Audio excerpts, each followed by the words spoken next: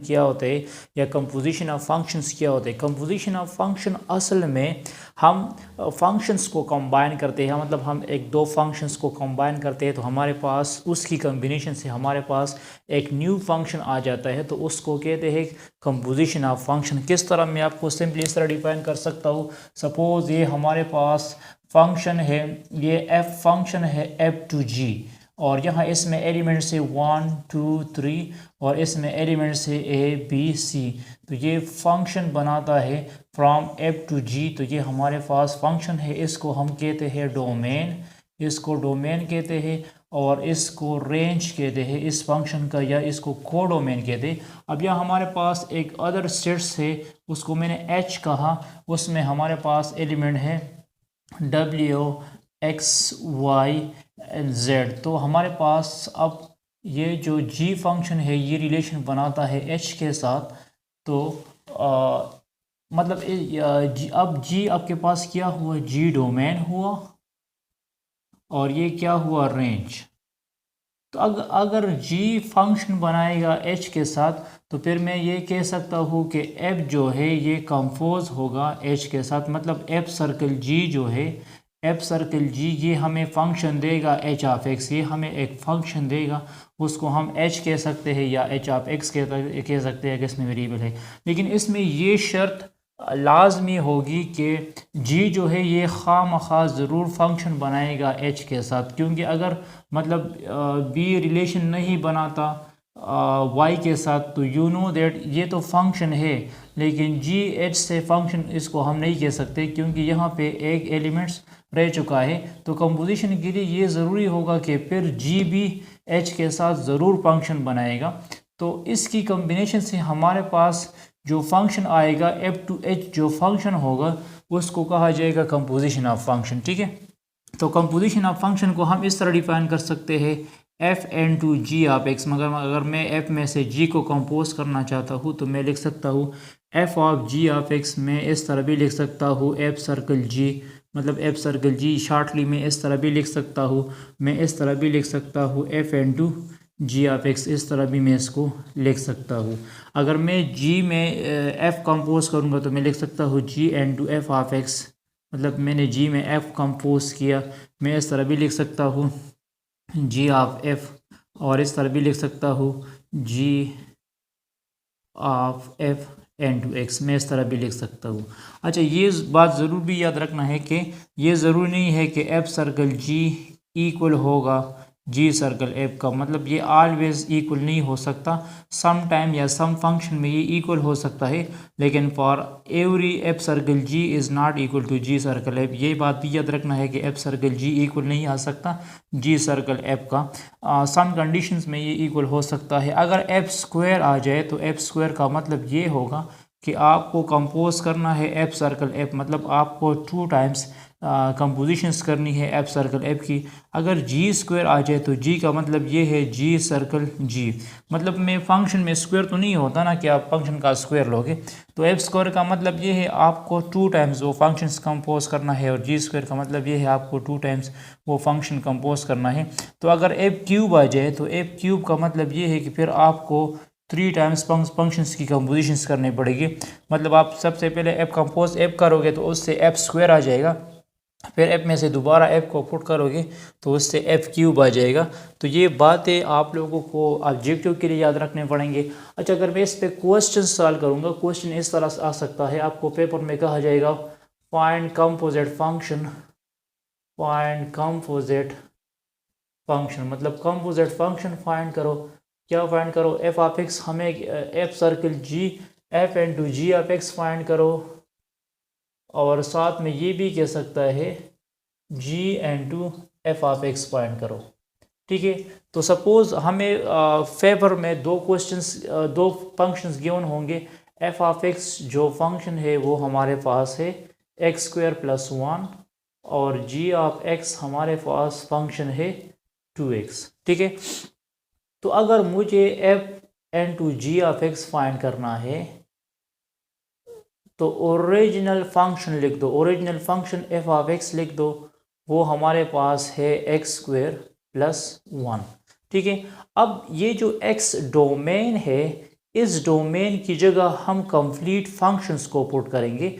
मतलब इस फंक्शन का डोमेन ये है ना, लेकिन इस फंक्शन का डोमेन ये है। तो अगर मैं एफ सर्कल एच फाइंड करूँगा या एफ सर्कल जी से, तो हमारे पास एच फंक्शन होगा, तो फिर उसके लिए ये जी फंक्शन कंप्लीट डोमेन होगा। तो फिर इस एक्स की जगह मैं लिख दूंगा जी ऑफ एक्स, मतलब इस एक्स की जगह मैंने जी ऑफ एक्स लगा दिया, तो ये हो जाएगा g of x whole square plus 1।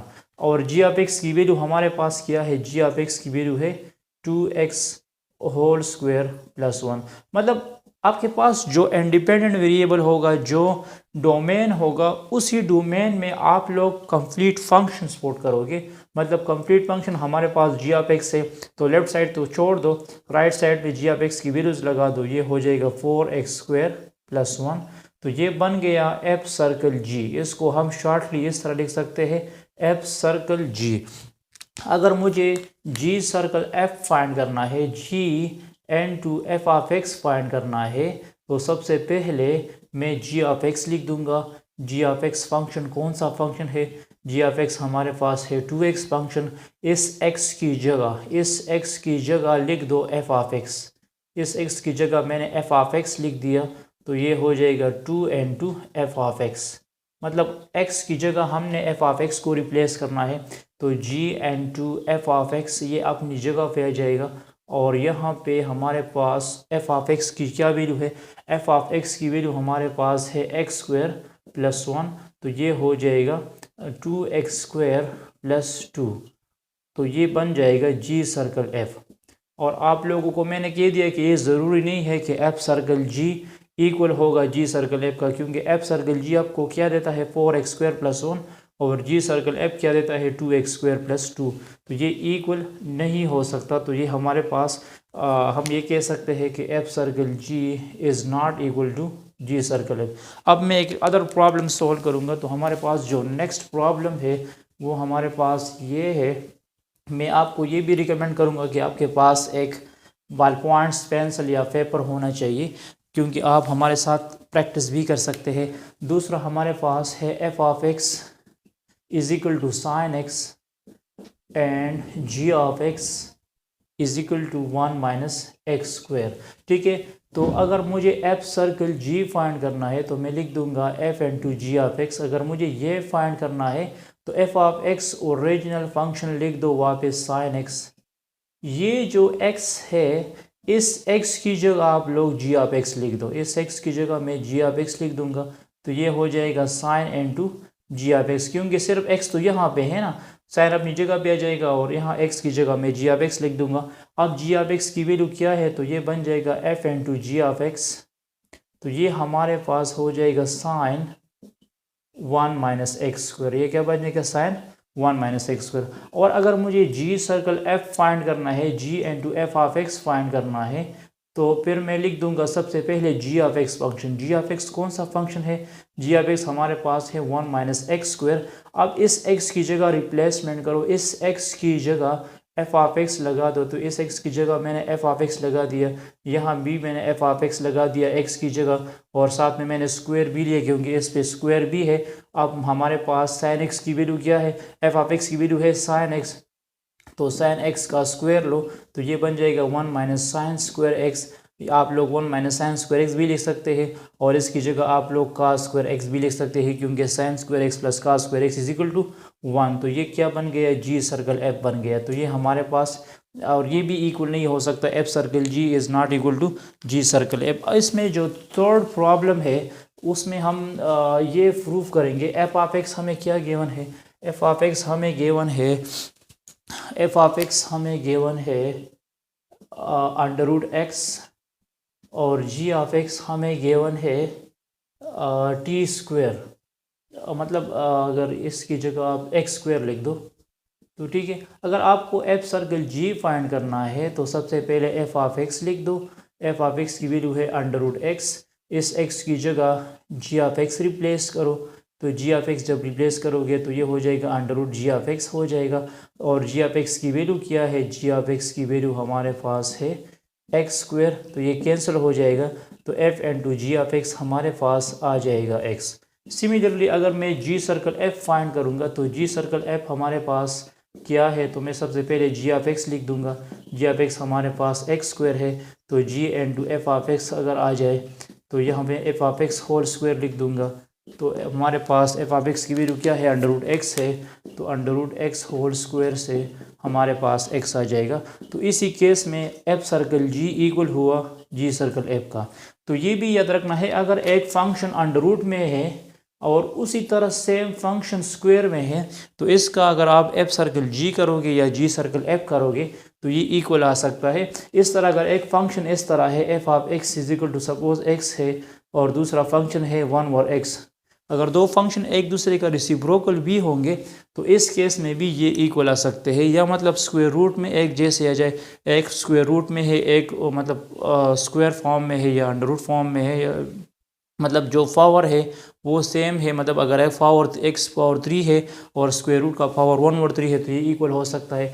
और दूसरी कंडीशन ये है कि एफ ऑफ एक्स और जी ऑफ एक्स अगर एक दूसरे का रेसिप्रोकल फंक्शन हो तो इसका कंपोजिशन भी फिर सेम होगा। अगर आप जी सर्कल एफ फाइंड करोगे, एफ सर्कल जी फाइंड करोगे तो ये सेम होगा। Thanks for watching this video.